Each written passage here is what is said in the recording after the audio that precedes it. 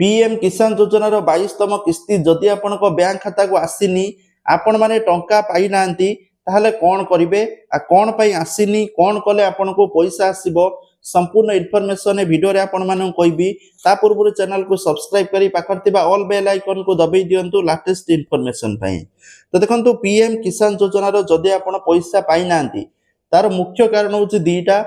प्रथम कारण रोचे आपण बैंक खाता रे आधार कार्ड लिंक हेतिबा दरकार जदि लिंक हेई नै ताले पैसा मिलिबनी। सेकंड दिन रोचे आपण बैंक खाता एक्टिव थिबा दरकार। बहुत सारा हिताधिकारी बैंक खाता एक्टिव नै कारण इनएक्टिव ट्रांजैक्शन बहुत दिन जेहेतु ट्रांजैक्शन करू नांती बैंक रे पक्की रखुचंती बा मिनिमम बैलेंस मेंटेन करू नांती तो ई क्षेत्र रे कोन होय ना बैंक खाता डीएक्टिवेट हेई जाय।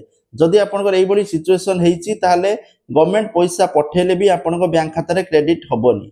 ता सहित जदि आपण माने पीएम किसान योजना रे ऑफिशियल वेबसाइट रे ई केवाईसी करि नांती तथापि आपनको टंका मिलिबो नाही बा कृषक ओडिसा पोर्टल जदि रेजिस्टर कर नांती तथापि टंका मिलिबोनी। तो एई सब दिग प्रति ध्यान दियंतु। आ जो माने टंका पाई नांती यथाशीघ्र केवाईसी अपडेट करंतु बैंक खाता एक्टिव अछि कि नाही चेक करंतु। बैंक खाता रे मोबाइल नंबर लिंक अछि तो आधार कार्ड लिंक अछि तो एई सब जिंस चेक करंतु आ ठीक करंतु जा फल आपनको पैसा टी मिलि परिबो। कारण टंका पैसा ऑलरेडी मिलि सारिची चासी भाई माननकु पीएम किसान योजना रो। तो जो माने मिली नाही निहाती भाबे एई काम अपडेट करंतु आपण माननकु टंका मिलि परिबो। थैंक यू जय जगन्नाथ।